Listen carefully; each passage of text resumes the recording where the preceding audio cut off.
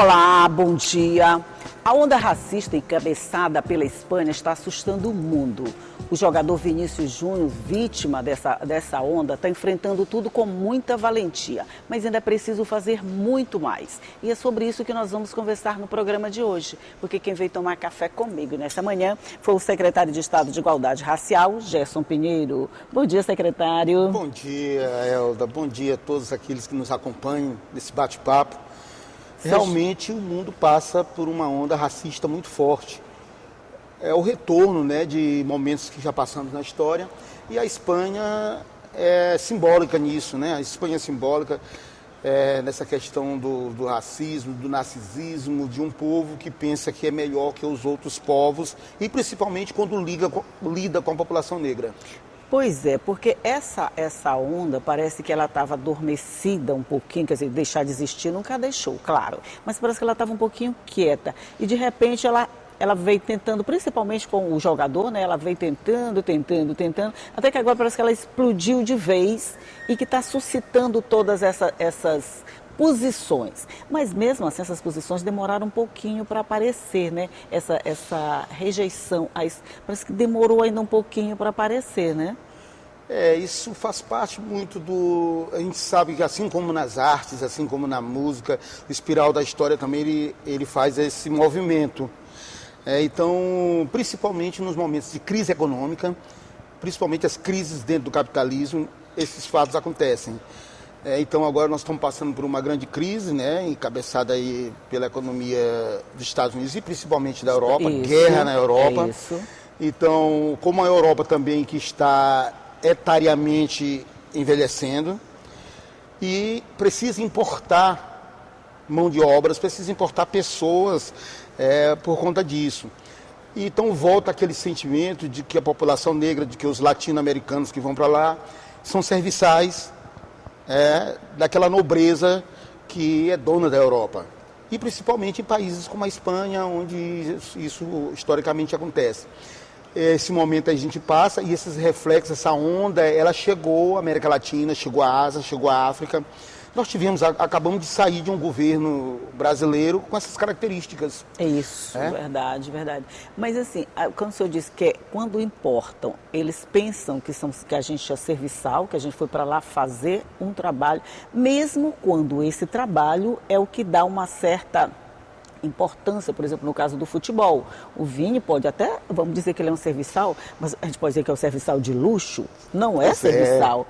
Ele está prestando um serviço de qualidade para um país, não é isso? Para que a Espanha tenha o melhor futebol do Isso. mundo. Agora a Espanha pode ter o melhor futebol do mundo, agora o melhor jogador do mundo não pode voltar a ser um negro retinto brasileiro. Já teve o Pelé.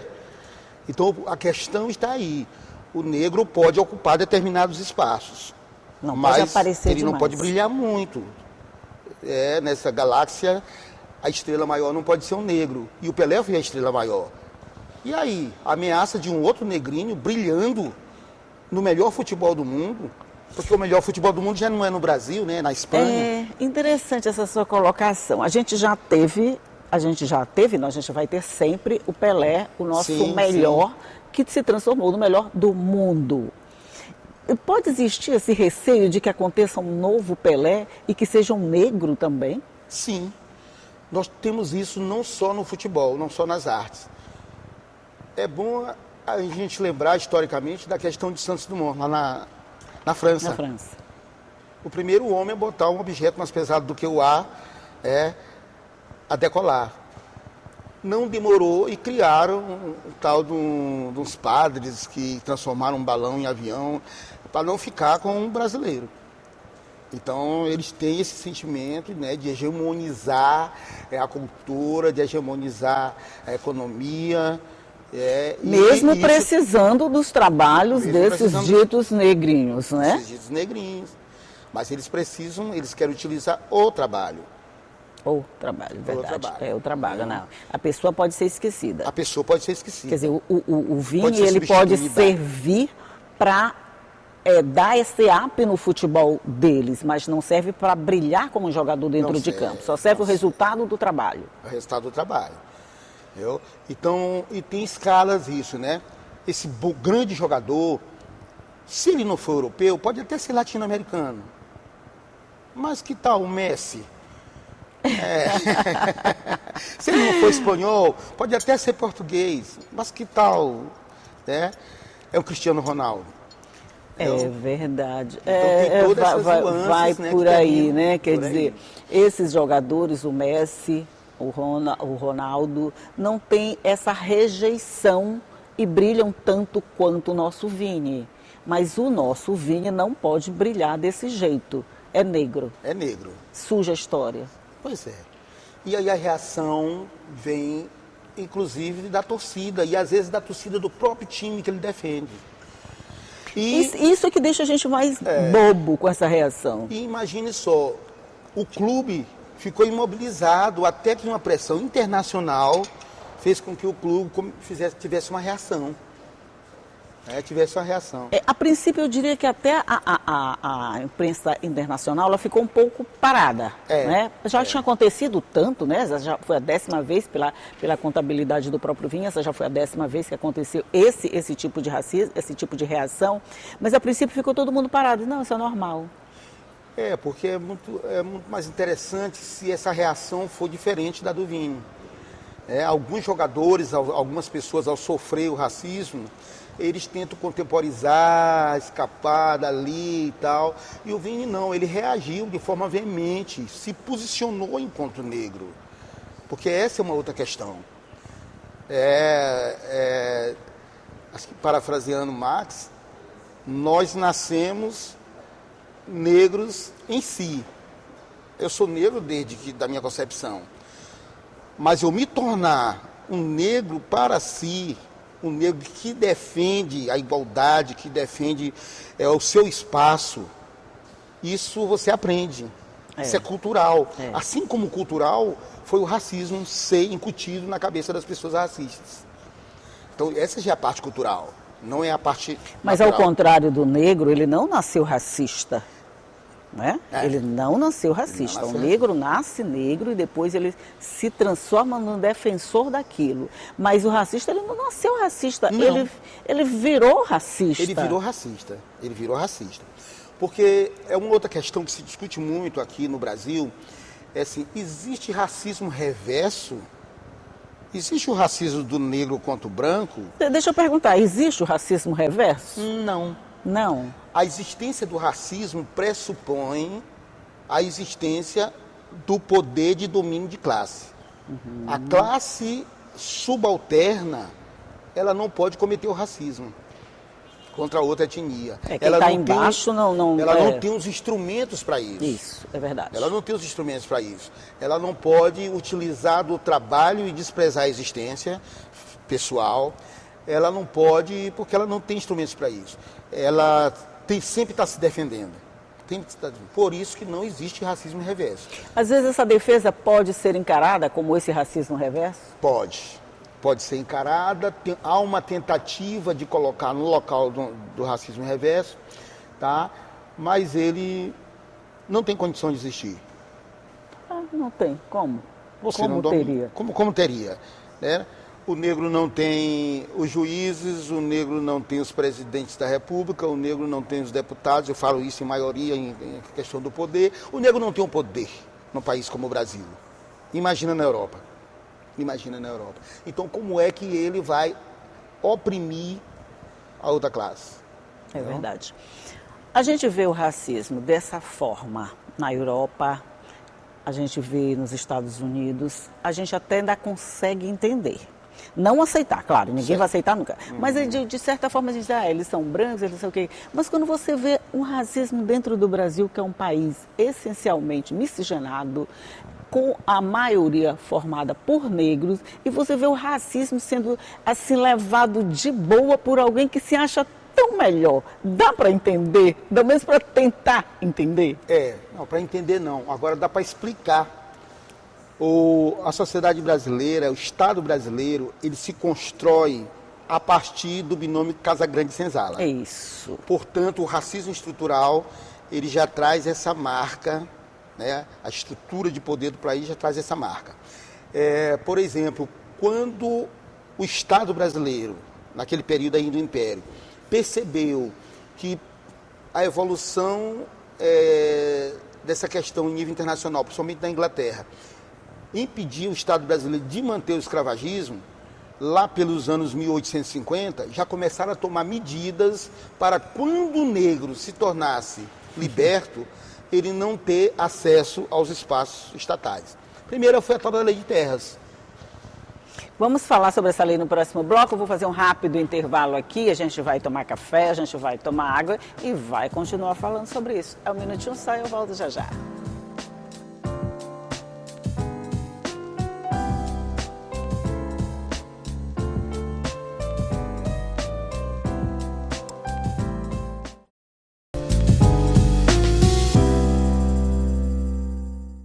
Já estamos de volta, eu estou conversando aqui com o secretário de Igualdade Racial, Gerson Pinheiro, falando sobre essas dificuldades da crise racista que está começando a voltar assim com força total. E a gente estava falando desses mecanismos de impedimento de ascensão do negro logo após a escravidão. O senhor falou da Lei de Terras, o que significa exatamente? Pois é, a Lei de Terras que inclusive, como nós estávamos conversando, ela antecipa o ato da Lei Áurea.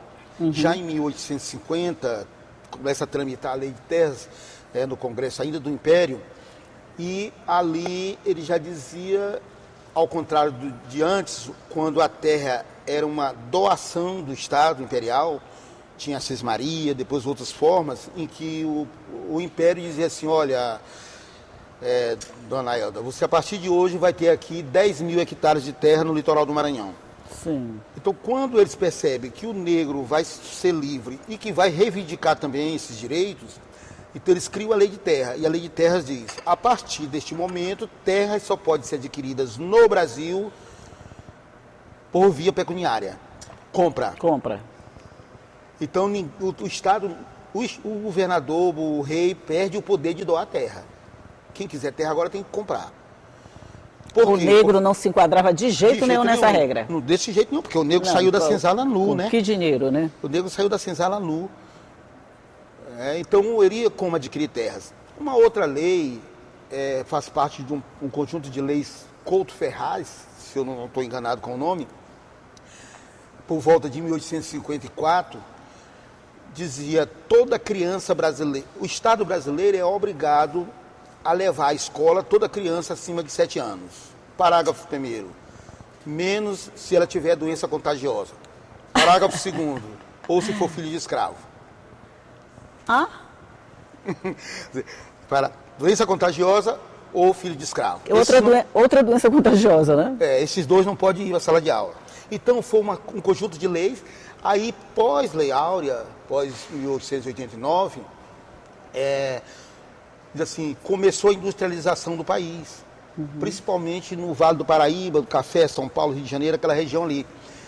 E aí, disseram assim, olha, tem local para mão de obra, agora paga. Vamos esquentar nosso café, que esse assunto é... Lugar para mão de obra paga. E disse assim, então o que se faz? Vamos trazer os negros para cá para trabalhar, os ex-escravos? Não, vamos importar trabalhador da Europa. E aí o Estado brasileiro criou as primeiras cotas. Então, o cidadão europeu que vinha para trabalhar na indústria do Brasil, ele recebia casa, ele recebia dinheiro para comprar a primeira vestimenta, para comprar a ferramenta e tal. Então, os primeiros subsídios, vamos dizer assim, vieram alemães, vieram italianos que receberam lotes de terra. Ou seja, para o negro que estava no Brasil... O negro do Brasil não conseguiria chegar nem a esse patamar, né? Quer dizer, vinha gente de fora para exercer esse lugar. Isso. O negro não podia ter direito a sonhar com a ascensão, mas nem com a ascensão, com o básico. Não. E aí, quando o negro forçou essa barreira, começou a derrubar essa barreira, surge uma outra estratégia, que é a do branqueamento. E aí depois tem um cientista brasileiro maranhense, Nina Rodrigues, que foi um dos grandes teóricos. Do branqueamento? Do branqueamento, da raça, da melhoria da raça. Então o Brasil, teorizavam que no século XXI, o Brasil teria muito diminuído a sua população negra, quase todo mundo já estava sendo branco. Porque ia ter uma miscigenação. Casa Grande e Senzala, o livro também é bem nesse rumo, faria com que o povo construísse uma mestiçagem. O povo brasileiro que deixaria de ser um povo... Esse branqueamento se daria através de quê? Digamos, dos casamentos. Isso. Agora você pode, para dizer assim, o Brasil é diferente dos Estados Unidos, lá tem um segregacionismo, aqui não. Aqui a gente casa, negro com branco, e daqui a pouco o Brasil vai ter uns morenos aí, qualquer coisa desse tipo, né? O abuso entre o senhor e a escrava, tudo que isso resultava tudo em isso mestiços. Nós temos um livro, acho que é no livro de Josué Montello, Tambor de São Luís, que ele cita, assim, para dar um contraponto, é um negro que tinha filho com várias mulheres brancas. Ele diz, tá se vingando, entendeu? Então, essas práticas, elas todas foram pregadas muito, com esse objetivo de branquear a população brasileira. Um branqueamento que até hoje não se chegou, graças a Deus. Né? Mas só voltando a essa onda que a gente está vendo na Espanha, corre o risco, secretário, da gente daqui a pouco, se não houver medidas bem enérgicas, já prenderam já soltaram essa coisa toda, a gente pode correr o risco de ver isso se espalhar de uma forma devagar e silenciosa por outros pontos, outros campos, e daqui a pouco a gente está bem cercado desse racismo mais visível. Sim, porque, na verdade, à frente do carro está a política, o poder político. E esse poder político fez com que nós passássemos por uma quadra muito difícil agora. Nós tivemos um Brasil, nesse período, que se armou, um Brasil que destruiu as instituições que buscavam essa questão da paridade na população. Tipo INCRA se acabou, tipo ICMBio se acabou, tipo... Quase a Fundação do Palmares vai junto. Fundação Palmares, tocaram fogo em livros. Então, isso aí não é espontâneo. Existe um poder político e filosófico que trabalha isso. Isso nasce no Brasil, alguma coisa nasce no Brasil, mas muita coisa é importada também. Por isso que nós falávamos na primeira parte do programa que há uma onda internacional. Então, também, nesse caso, das manifestações racistas, a maioria, todas são violentas, toda manifestação racista é violenta, né? Mas algumas com um grau de violência maior, elas estão associadas a essa questão também, de ter uma população armada a serviço dessas transformações que interessam ao tal do neoliberalismo, do novo momento desse capital internacional em domínio do mundo. Pois é, são coisas que parecem isoladas, são manifestações que parecem espontâneas, mas na verdade elas não são tão espontâneas. Elas são orquestradas, elas são manipuladas para servir um fim que está lá previsto. É mais ou menos isso, né? Mas aí quando a gente vê também, a gente está falando só no vinho, na Espanha, mas quando a gente viu o caso daquela preparadora física, sei lá, que agrediu com um chicote o negro na rua, a gente tem bem essa sensação do senhor batendo no escravo. Por que uma imagem daquele tipo, por que ela revolta tanto, secretário? Ela revolta porque a gente volta aqui à questão da comparação do racismo aqui, vamos colocar os Estados Unidos, mas que é o país mais rico da América e que teve também as plantations e grande quantidade de escravos. É porque é uma violência aparente, uma violência que ela é vista de imediato. Tem violências que elas são tanto quanto fortes, mas elas não são muito percebidas e não são muito chocantes. Nós tivemos na história do Maranhão o caso da baronesa de Grajaú, que ela matou 2 filhos de escravos, né, da casa dela, e que isso aconteceu, segundo o advogado, segundo o promotor naquela época, introduzindo instrumentos, né, no ânus da criança, perfurando o intestino. A criança perdia sangue e como naquele período havia uma verminose que fazia um efeito parecido, então se o médico dizia que o menino estava com essa doença, por isso estava perdendo sangue e depois acabava morrendo. Isso conseguiu-se saber que ela já havia matado um irmão dele anteriormente e o estava matando. Entendeu? Isso aí é bem simbólico da violência racista brasileira. Ela vai na surdina, ela vai invisível, vai se espalhar. Essa é mais perigosa, porque quando você vê o ataque na rua, tem aquela comoção, todo mundo se manifesta, tem uma reação. Mas quando ela acontece desse modo, dissimulado e invisível, fica bem difícil o combate. Fica bem difícil o combate. Aí você entende por quê que os negros no Brasil, vou voltar ao paralelo, desculpem, demoraram muito mais tempo para alcançar um status da situação de desenvolvimento, de estar em grandes universidades, de ter uma economia própria do que os do outro país. Bem complicado. O Maranhão, por exemplo, a gente pode citar, a gente tem um estado com mais de 60%, né, parece, da nossa população. Segundo o IBGE de 2010, 76,2% dos maranhenses são negros. 76,2%. Mais de 76%. Eu gosto de dizer assim, mais de 3/4 dos maranhenses. A gente entende melhor, então. São negros. Mais de 3/4 da população é negra. E mesmo negra. assim aqui também a gente ainda vê racismo. Sim, porque o Maranhão é um estado pobre, né? É o estado de economia mais débil do país, vamos dizer assim. Então, esse foi muito bonzinho, mas débil, né? Esse pequeno bolo, ele é disputado. Ele é disputado. Se você vê, até na hierarquia na ocupação dos espaços públicos. Isso. Quem são os desembargadores do Maranhão? Acho que tem um que eu conheço, ou dois. Tem um e uma. Doutora Ângela, 2, 3 negros, agora, que estão chegando há pouco tempo nesse espaço. Gente, quem é desembargador, quer filho de desembargador, prepara o filho para ser desembargador. O dono da fazenda prepara o filho para ser o sucessor. Estou assistindo novela, né? Estou assistindo novela. Prepara o filho para ser o sucessor. Como o negro vai preparar o filho para ser um desembargador, para ser um deputado, para ser um advogado? Vamos pegar lá do início, para ser um advogado. Como se ele não tem acesso a esses instrumentos, né?